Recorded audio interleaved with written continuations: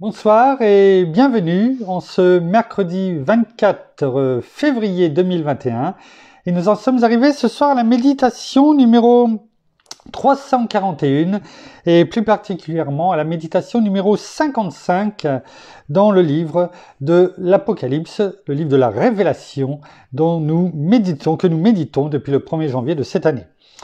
Avant de poursuivre la méditation de ce jour, eh bien prions. Père, dans le nom de Jésus, bien-aimé Saint-Esprit, une fois de plus, que toute ta gloire se répande ce soir, que de nos bouches ne sorte que la vérité, non pas celle d'un homme, mais celle de la parole. Alors, comme chaque soir, comme chaque jour, enseigne-nous, bien-aimé Saint-Esprit, dans le nom de Jésus, afin que tout ce que tu veux nous rappeler, tout ce que tu veux nous dire, tout ce que tu nous as dit, mais que nous avons peut-être oublié ou mal entendu ou mal compris, eh bien nous soit encore révélé ce soir pour ta gloire, Père, dans le nom de Jésus. Amen. Nous continuons notre méditation donc dans la lettre de l'Église à l'Église de notre Seigneur à l'Église de Pergame. Nous continuons donc et nous allons reprendre donc la lecture de cette lettre du verset 12 au verset 17. Il est écrit: Écrit à l'ange de l'église de Pergame, voici ce que dit celui qui a l'épée aiguë à deux tranchants. Je sais où tu demeures. Là est le trône de Satan. Tu retiens mon nom et tu n'as pas renié ma foi. Même au jour où Antipas, mon témoin fidèle, a été mis à mort chez vous, là où demeure Satan. Mais j'ai contre toi certains griefs. Tu as là des gens qui maintiennent la doctrine de Balaam. Ils enseignaient à Balak à faire en sorte que les fils d'Israël trouvent une occasion de chute en mangeant des viandes sacrifiées aux idoles et en se livrant à la débauche. De même, tu as toi aussi des gens qui maintiennent pareillement la doctrine des Nicolaïtes. Repens-toi donc, sinon je viendrai à toi bientôt et je les combattrai avec l'épée de ma bouche. Que celui qui a des oreilles écoute ce que l'Esprit dit aux églises. Au vainqueur, je donnerai de la manne cachée et un caillou blanc. Sur ce caillou est écrit un nom nouveau que personne ne connaît, sinon celui qui la reçoit. Amen. Donc nous avions vu hier, et nous nous étions arrêtés à cela, lorsque nous avions parlé, et tu n'as pas renié ma foi. Et tu n'as pas renié ma foi. Et on était resté sur cette question, parmi tous ces événements que ont dû subir l'église de Pergame, ces pressions, cette oppression, eh bien ils sont restés, ils n'ont pas déménagé, ils sont restés fidèles, non seulement ils ont gardé, ils ont retenu le nom de Christ Jésus, et ils n'ont pas renié la foi de Jésus. Alors, on était resté sur cette question, et nous, qu'aurions-nous fait? Ou, sans se projeter au temps de l'église de Pergame, que ferions-nous aujourd'hui? Eh bien, dans la même situation. Bien sûr, on ne peut pas aujourd'hui, là où on habite en tout cas, je parle pour moi, pour la plupart de ceux en tout cas qui écoutent, eh bien, même si on commence à vivre des temps un peu plus difficiles, on peut encore, comme on le fait là, parler, lire la parole. Ce n'est pas le cas partout, on en a déjà bien souvent parlé, ne serait-ce qu'en Chine. Pas qu'en Chine, bien sûr, mais on en a parlé, on ne va pas revenir dessus. Mais que ferions-nous? Déjà, dans les petites oppressions que nous pouvons avoir, est-ce que nous sommes aussi fidèles? Est-ce que nous gardons la foi de Christ Jésus? par rapport, pour ceux qui ont des enfants, avec, par exemple, les rapports avec l'école, avec l'éducation nationale. Est-ce qu'on laisse tout faire ou est-ce qu'on fait attention et on ne renie pas la foi, on ne fait aucun compromis? Ce qui ne veut pas dire ne pas discuter, ne pas parler, mais de rester ferme, que votre oui soit oui, votre non soit non. Ne pas être tiède, on le verra un peu plus tard. Que ferions-nous? Est-ce qu'ils se sont posé la question? Je ne sais pas. Mais en tout cas, nous pouvons nous la poser aujourd'hui. Le but n'est pas de se mettre à leur place, mais de se dire, nous, aujourd'hui, dans la situation dans laquelle nous vivons aujourd'hui, que ferions-nous? Est-ce que notre Seigneur pourrait faire le même éloge pour nous? Tu retiens mon nom et tu n'as pas renié ma foi. La question, il nous la pose à chacun d'entre nous. Chacun doit répondre pour lui, bien sûr. Mais en tout cas, toutes ces méditations que nous faisons, tous ces enseignements que notre Seigneur nous donne, eh bien, et que notre bien-aimé Saint-Esprit grave, tout comme il a gravé les pensées, sa parole, la parole, dans les têtes et dans les mains de ceux qui ont écrit, tout comme Jean, par exemple, et que pour que cela nous parvienne à nous aujourd'hui, eh bien que la réponse, en tout cas, soit gravée dans notre cœur. Et surtout que cette réponse, eh bien, soit celle, le même éloge que notre Seigneur a fait à l'église de Pergame. Et elle continue en disant, même, c'est-à-dire, ça sous-entend déjà, eh bien, que ça a commencé le verset 13 en disant, je sais où tu demeures, hein. Là est le trône de Satan. Donc ça veut déjà, ça met dans le contexte. On rentre tout de suite dedans. Donc, sous-entendu, eh bien, tu vas devoir combattre. Cela va pas être facile. C'est cela, c'est un combat. C'est ça que notre Seigneur dit. Et malgré tout, tu as retenu mon nom, tu n'as pas renié ma foi. Mais il y a eu autre chose, parce que notre Seigneur sait tout, il voit tout. Et il dit, même, c'est-à-dire, il va y avoir encore quelque chose de plus dur que tout cela. Même au jour, c'est-à-dire à l'époque, au temps, où Antipas, mon témoin fidèle, a été mis à mort chez vous, là où demeure Satan. On va découper, je ne sais pas si on aura le temps de voir tout la fin du verset aujourd'hui, mais on va avancer. Antipas. Qui est Antipas? Alors, Antipas, on le voit qu'ici. Je ne vais pas aller au-delà de ce que la parole nous dit. En tout cas, sur Antipas, ce que je peux dire, c'est qu'en grec, Antipas, ça veut dire comme le Père ou à la place du Père. Ce que l'on peut dire, c'est qu'il n'est pas connu dans l'histoire, en tout cas, il y a très peu de choses qui nous parviennent et la parole ne nous en parle pas ni avant ni après. Par contre, ce que l'on peut dire, c'est que, et il est bon d'en parler, parce que si chacun, et je vous exhorte à le faire, à aller voir les versets de la parole, à les lire, à les vérifier, et allez tout simplement laisser notre bien-aimé Saint-Esprit toucher vos cœurs par la parole, avant, après, les versets que nous prenons. Allez, ayez soif de la parole de Dieu, de sa parole. C'est ce qu'il veut, c'est pourquoi nous faisons tout cela. Et il est bon aussi de voir ce qui se dit autour, afin de, quand on va rechercher sur Internet, eh bien de ne pas être déstabilisé en disant « Ah tiens, mais ça on n'en a pas parlé ».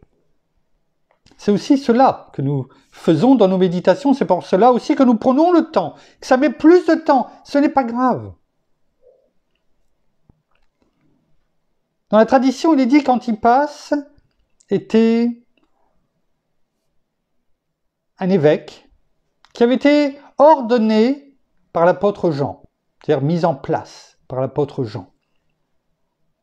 Et qu'il a été le premier martyr, non pas le premier martyr de l'Église, mais le premier martyr de l'Église de l'Asie mineure.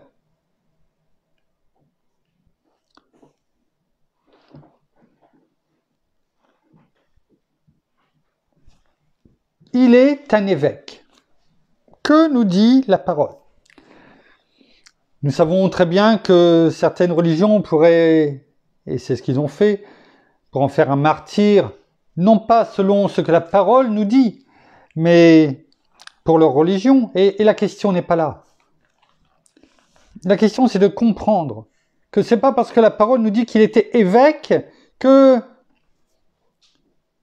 cela automatiquement représente une religion.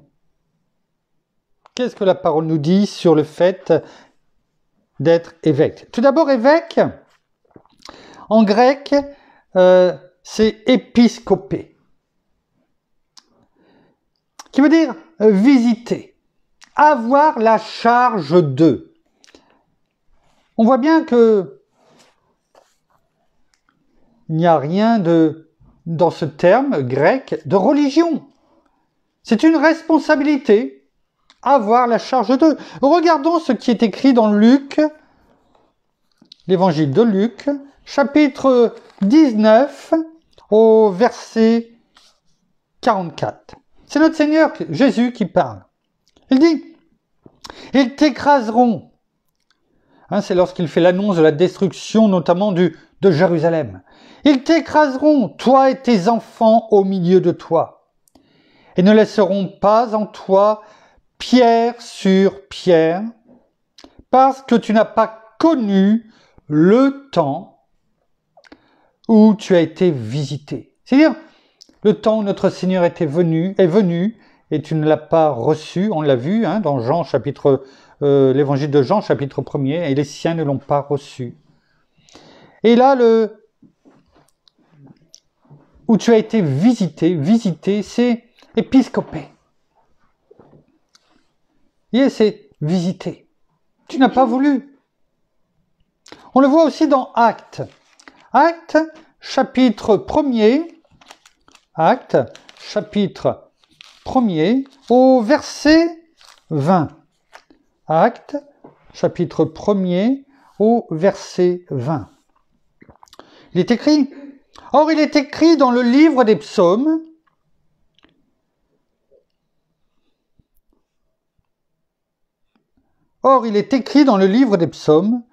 que sa demeure devienne déserte et que personne ne l'habite, et qu'un autre prenne sa charge. » Là, sa charge, c'est épiscopé. Vous voyez, ce n'est pas un terme religieux, en tout cas, que l'on peut récupérer pour en dire, oui, eh bien, vous voyez, c'est ma religion.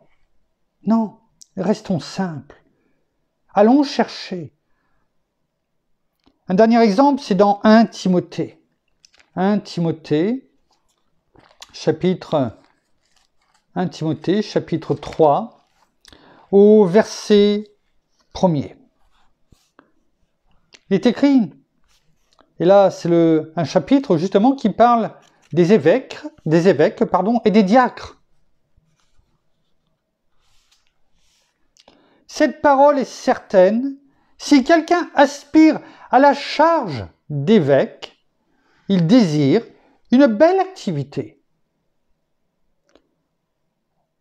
Alors, on pourrait s'arrêter là et dire, ah bah tiens, il peut être un évêque. Donc ça représente bien ma religion. Non? Regardons ce qui est après. Juste un ou deux versets plus loin, les deux qui suivent. Il faut donc que l'évêque soit irréprochable, normal. Et là, ça commence à se gâter pour certains. Mari d'une seule femme. Donc, il peut se marier. Et même, je dirais, de la façon que c'est dit, c'est même, on va pas dire, fortement recommandé. Hein?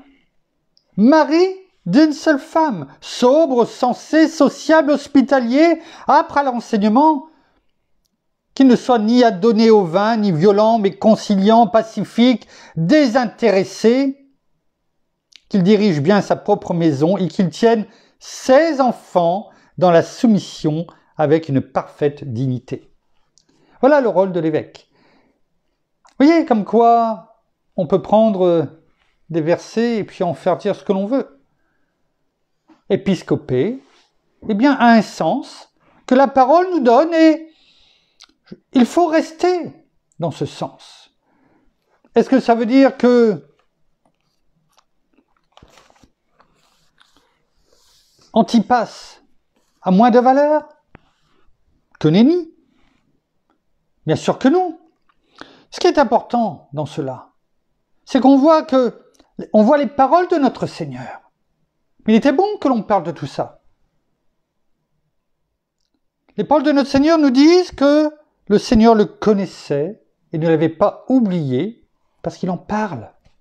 Alors, Antipas, oui, qu'importe, en tout cas, c'est quelqu'un qui a montré l'exemple. Au-delà de tout cela, c'est un homme, un être humain, comme chacun d'entre nous. Il n'était pas plus fort, il avait le même esprit qui nous habite et il a été jusqu'au bout, il n'a pas renié la foi, il a gardé le nom de notre Seigneur. Ça, c'est le plus important. C'est un saint, non pas un saint des calendriers, mais un saint. Tout comme il est dit dans 1 Corinthiens 3, 16, 17. Ne savez-vous pas que l'Esprit de Dieu habite en vous et que... ne savez-vous pas que vous êtes le temple de Dieu et que l'Esprit de Dieu habite en vous? Si quelqu'un détruit le temple de Dieu, Dieu le détruira. Ça s'applique bien là, hein? Parce que le temple de Dieu est saint et c'est ce que vous êtes. Celui qui a notre bien-aimé Saint-Esprit, l'Esprit de Dieu, de notre Père, en lui, il est la maison de Dieu, le temple de Dieu, et il est saint. Et ça, c'est le plus important. Au-dessus de toute religion, il est saint, tout comme nous sommes saints, parce que le temple de Dieu est en nous et que le temple de Dieu est saint. Ça, c'est ce qui est important. Et ce qui est important, c'est qu'il a montré l'exemple. Il a montré l'exemple. Antipas est dit que, et ça on peut le croire, surtout selon les paroles que nous avons lues de notre Seigneur, eh bien, il n'a pas renié le nom de notre Seigneur Jésus. Et rappelez-vous ce que nous avons dit dans les méditations précédentes, eh bien, ces prêtres qui dirigeaient l'Asclépion, vous savez là, hein, où les gens venaient pour être guéris, ces guérisons sataniques, païennes, où les gens, en prenant le sédatif, s'endormaient, les serpents non venimeux étaient jetés pendant qu'ils dormaient, et les démons étaient appelés là où il y avait le temple. Il est dit que l'église de Pergame était là, elle tenait ferme. On le sait, la parole le dit. Ça, on peut s'asseoir dessus. C'est une certitude. Et on sait que Antipas n'a pas renié le nom de notre Seigneur Jésus, il a gardé jusqu'au bout la foi de notre Seigneur. Il est dit qu'il intercédait dans les prières. Et on peut le croire. Il dérangeait. Il dérangeait qui? Il dérangeait l'ennemi. On en parlait en plus ce matin avec l'apôtre Jean. L'apôtre Georges, pardon. Oui. On en parlait ce matin, justement. Il n'y a pas de hasard, vous voyez. Lorsqu'on intercède là où on est, Même si autour de nous, il y a l'ennemi qui est là. Il a peur. L'ennemi a peur. Oui, on le dérange dans ses habitudes. Et Antipas et l'Église, eh bien, ont dû persévérer. À tel point que, eh bien, les prêtres ont été voir l'empereur, en tout cas le gouverneur, pas l'empereur, mais en tout cas le gouverneur qui était à Pergame, mis en place par l'empereur, en disant que pendant la nuit, eh bien, les démons étaient venus leur parler, et ça on peut le croire. Et en leur disant qu'Antipas les dérangeait par ses intercessions, qu'ils ne pouvaient plus le supporter. Alors les prêtres ont été voir le gouverneur et le gouverneur aurait, je prends le conditionnel bien entendu, mais ça corrobore en tout cas ce que dit notre Seigneur, aurait demandé à Antipas, eh bien, publiquement de faire un amende honorable, en tout cas de vénérer le nom de l'empereur. Rappelez-vous, il y avait le temple dédié à l'empereur, aux Augustes, donc à l'empereur, et de dire qu'il était seigneur de sa vie. Bien sûr, Antipas ne pouvait l'accepter. Il aurait pu faire un compromis en disant, vous savez, je croise les doigts derrière, ça vaut rien.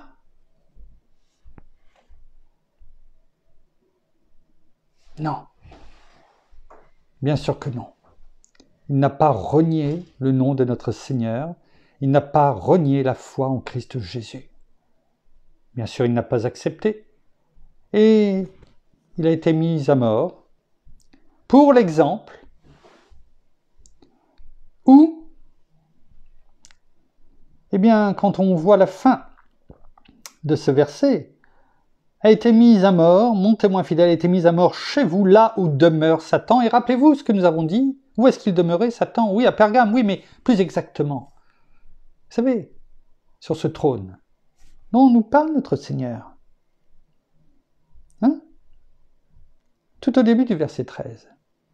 Je sais où tu demeures, là est le trône de Satan. On a parlé du trône de Zeus, le roi des dieux avec un petit d. Ce trône qui a fait l'objet de recherches et qui a été retrouvé par les Allemands au XXe siècle et qui a été au musée de Berlin. C'est là où il a été mis à mort, dans le temple, eh bien, comment dirais-je, de Zeus, le grand autel de Zeus. La façon dont il a été mis à mort, qu'importe, ce n'est pas ça le plus important. Est-elle véridique ou pas, qu'importe. En tout cas, il a été mis à mort. Là, à cet endroit, comme le dit la parole, parce qu'il n'a pas renié le nom de Christ et parce qu'il dérangeait par ses intercessions. Mais il a servi d'exemple parce que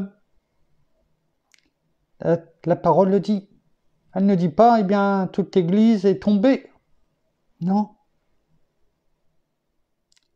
Même au jour où Antipas, mon témoin fidèle, a été mis à mort, eh bien, on peut revenir dans ces cas-là, il y a inversé la phrase, on ne le fera pas, mais juste pour bien la comprendre, eh bien, si on prend même au jour où Antipas, mon témoin fidèle, a été mis à mort chez vous, là où demeure Satan, eh bien, qu'est-ce qui s'est passé? Tu retiens mon nom, Église, de Pergame, et tu n'as pas renié ma foi. Malgré ce que tu as vu, malgré ce qui s'est passé, malgré qu'Antipas, un des tiens, un de mes fidèles témoins, ait été mis à mort. C'est cela, la vérité, et c'est cela que l'on veut retenir au-delà de tout ce que l'on peut broder autour. Qu'importe, c'est ça le plus important.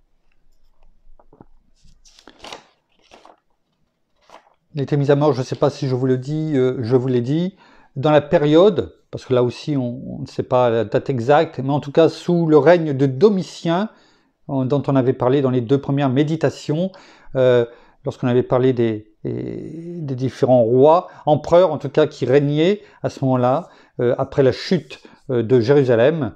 Eh bien, c'est environ entre 81 et l'an 96 après notre Seigneur, enfin de notre ère, donc après notre Seigneur Jésus-Christ. Nous allons terminer là pour ce soir. Nous poursuivrons demain les méditations des versets suivants.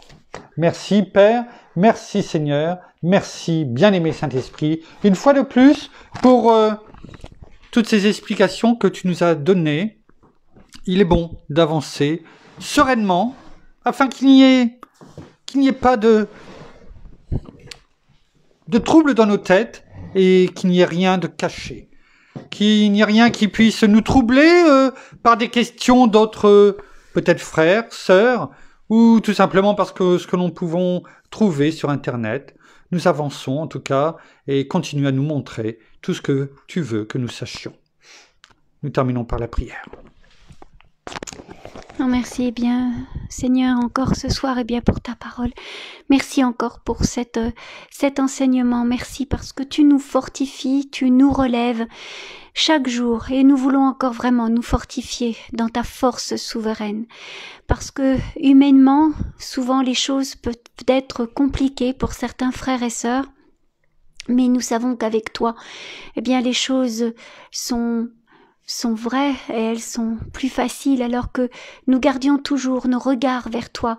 Non, n'abandonnons pas, ne retournons pas en arrière, persévérons dans notre foi, persévérons dans cet amour et dans cette fidélité que tu as pour tes enfants. Et persévérons aussi afin que nous aussi, eh bien, nous puissions être fidèles, répondre présent quand tu nous appelles. Oui, de te laisser notre cœur et vraiment que tu nous touches, que tu nous transformes, que tu nous métamorphoses. Alors oui, pour certains, il y a de grands changements dans la vie, mais acceptons ces changements et allons plus loin parce que ces changements ne sont pas vains. Ils sont bons non seulement pour nous, mais aussi pour toutes les personnes qui nous sont proches et toutes celles que nous toucherons à un moment donné. Alors laissons-nous enseigner, laissons-nous transformer, gardons ce cœur droit, pur et juste dans la vérité, parce que c'est ce que tu nous demandes, d'être dans la vérité, d'être intègre et de ne rien lâcher, de ne pas laisser ne serait-ce que un pas ou ne serait-ce que une avancée à l'ennemi. Sachons vraiment le faire reculer et sachons toujours lui rappeler qu'il est sous nos pieds et que nous avons cette autorité que tu nous as déléguée, Seigneur, en tant qu'enfants de Dieu. Nous avons cette autorité. Alors oui, laissons que nous te laissions agir complètement en nous afin de faire trembler non seulement l'ennemi, mais aussi toute chose mauvaise qui peut être aussi en nous, et sachons vraiment refuser tout cela afin que tu puisses grandir en nous chaque jour un peu plus. Alors laissons-nous toucher complètement par ta parole. Soyez donc tous abondamment bénis, frères et sœurs, et merci encore Père, merci Seigneur et merci bien-aimé Saint-Esprit de toujours nous conduire et d'être toujours à nos côtés, quelles que soient les situations, dans le nom de Jésus. Amen. Amen. Merci. Voilà, ainsi s'achève la méditation de ce soir. Nous vous bénissons abondamment, comme mon épouse vient de le dire, de toutes les bénédictions spirituelles dans les lieux célestes en Christ. Nous saluons tous nos frères et sœurs, amis, au Québec, au Canada, en francophonie, à Paris, en France, à Paris et tout autour de chez nous. Nous vous souhaitons une agréable fin de journée pour certains, de soirée pour d'autres, un bon appétit. En ce qui concerne les prochaines méditations de ces prochains jours, de ces 3 prochains jours, il risque d'y avoir des petits bouleversements parce que, eh bien, nous avons appris aujourd'hui que nous devons prendre la route pour faire quelques kilomètres, 500, 550, et donc nous continuerons les méditations à partir de demain soir. Nous vous ferons parvenir un message à l'heure où nous le ferons, en tout cas, ça c'est une certitude, à moins que il n'y ait pas de réseau, mais ce qui m'étonnerait. En tout cas, nous partons, je pars avec mon épouse, avec tout ce qu'il faut, en tout cas, pour pouvoir faire la méditation. Et nous vous tiendrons au courant bien, de l'heure à laquelle nous la ferons. Merci de vos prières pour ce déplacement que nous devons faire demain, vendredi et retour samedi. Merci de vos prières, en tout cas, et de vos soutiens. Bonne soirée, à demain. Soyez bénis. Au revoir.